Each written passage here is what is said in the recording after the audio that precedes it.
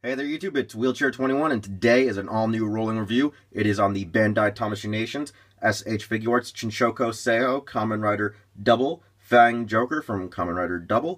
Now, one thing I will admit is that this is a figure I actually wanted for a long time since I really did love the suit, I really loved the form, and I never got the original version of it in the basic Figuarts line. The front of the box is a nice contrasted profile shot of the figure. The sides of the box feature the embossed holographic reflective font that standard Seihous have. And then on the back we have regular standard promotional photos of the actual product. So overall you have a standard Seihou box. Our interior for the figure is a double layer standard where you have the base body on the top and you have your accessories on the bottom. With this we actually have 6 pairs of additional hands. You have 6 white hands, 6 black hands for the Fang and Joker half. We also have 4 variations of your actual saber. You have the number slot 1 when you activate the Fang memory 1, so you have the arm saber, shoulder saber, your actual maximum saber, and then the removed shoulder saber for when he throws it and uses it as like a dagger and boomerang, your actual Fang memory, and your actual Joker memory. So overall, you have a pretty hefty but yet quaint amount of accessories and optional pieces to display on your figure. Alright, we got our figure out of the package, so let's get into this.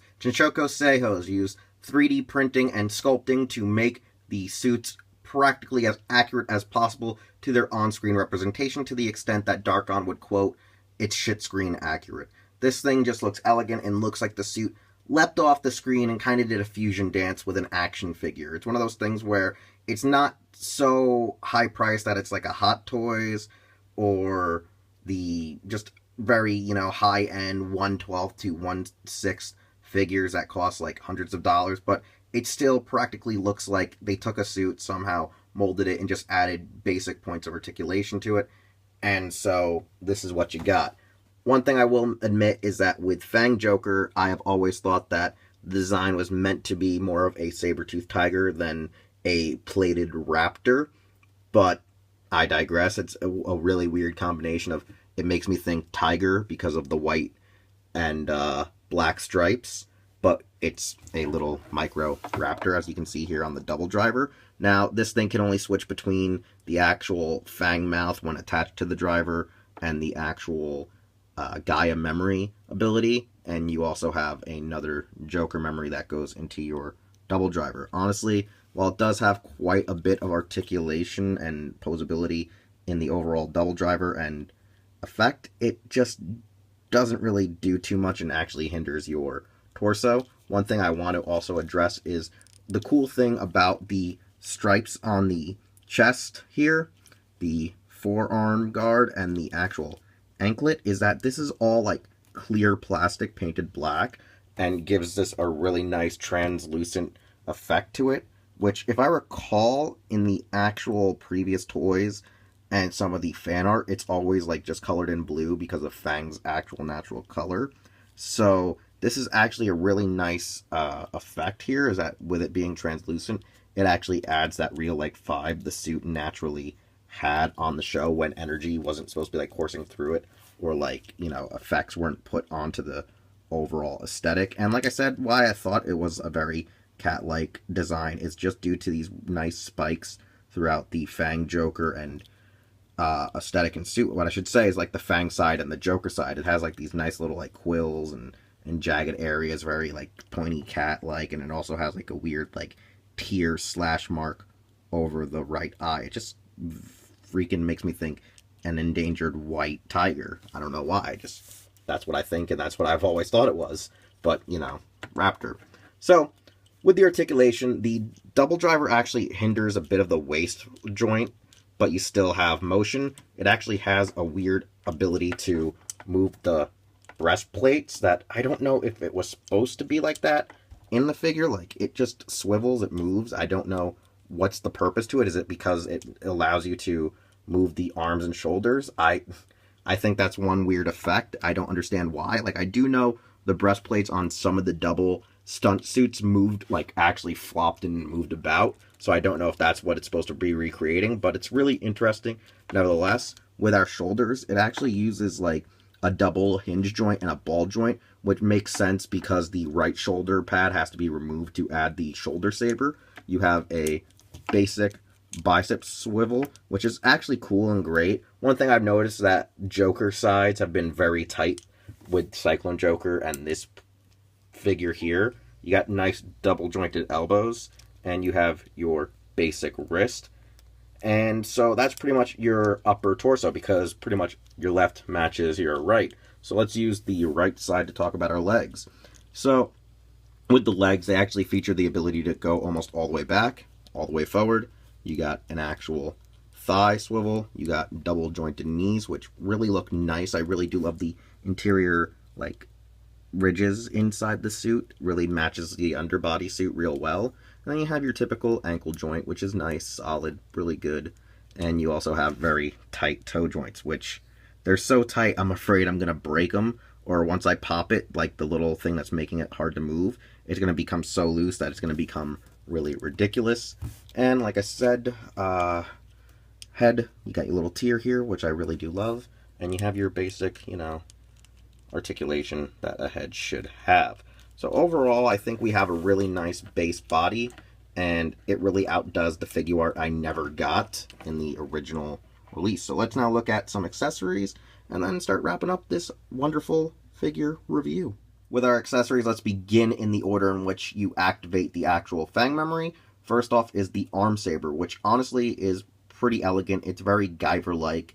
I'm pretty sure people have heard that since Doubles aired, that it just reminds people about the Guyver with the actual forearm blade. Now, one thing I will admit is that I think the area that will break and crack on most people is the very tip of the actual arm saber.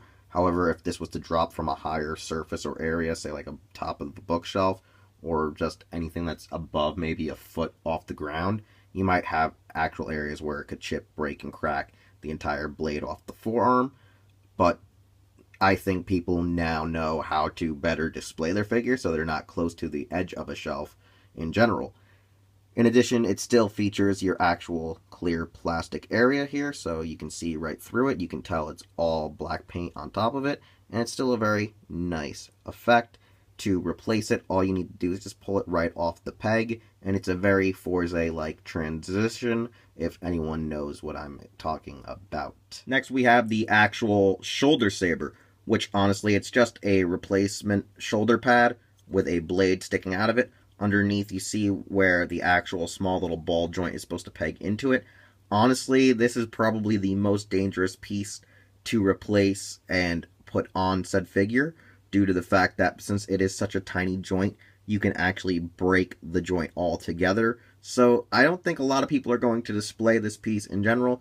Plus, it looks kind of dumb unless you somehow attach all three sabers to his arm and foot, even though it makes no sense since I don't think he even used it in the show.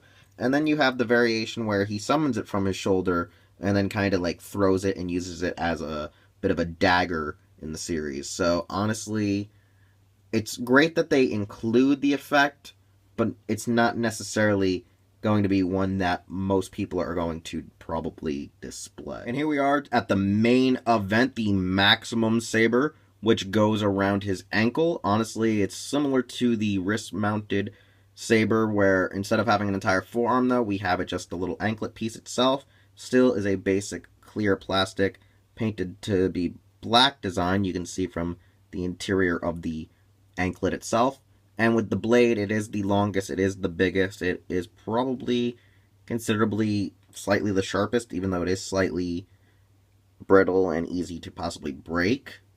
But overall, it looks nice, it looks great, and if you have a Tamashii stage, you can activate the actual maximum drive to do the maximum strizer. And we now come to evaluation time. For my final evaluation, S.H.Figuarts Shinkocchou Seihou Kamen Rider W FangJoker is an immaculate figure art by its design, by its sculpt, by its mold, and the overall constitution of its articulation. Honestly, I think these joints are really tight, really good, but still have enough of a torque that allows you to graciously be able to pose the figure in various just stances that he had in the show. One thing I do drastically love about the suit still is its overall theme and aesthetic and its color coding. I really like the white and black and the purple and how they clash and meld real well. And I love the fact that for some reason I really just think he looks like an two halves of like the yin and yang of tigers, you know, a black tiger and a white tiger. Even though I think black tigers don't actually exist or they're just really super rare. But nevertheless, though, like I said, I think the figure's great. I think its accessories are awesome, but are questionable due to how you have to either replace the shoulders, which seem kind of flimsy or possibly the most fragile, and then how well the blades themselves are made. Are they very brittle? Will they crack and break over time?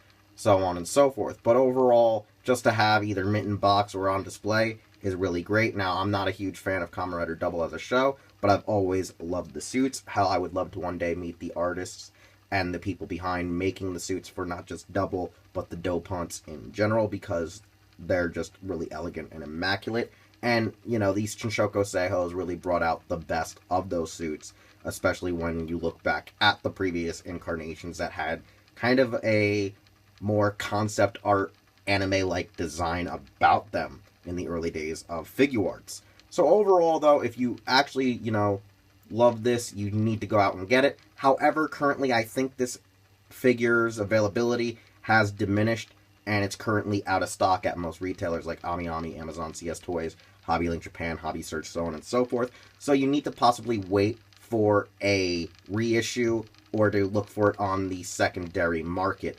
Nevertheless, though, if you enjoyed this review, please leave a like, leave a comment, and subscribe to my channel if you already haven't, as well as hit the notification bell. But to also stay up to date for future reviews and actual current reviews, just follow me on Twitter. I'm the most active there.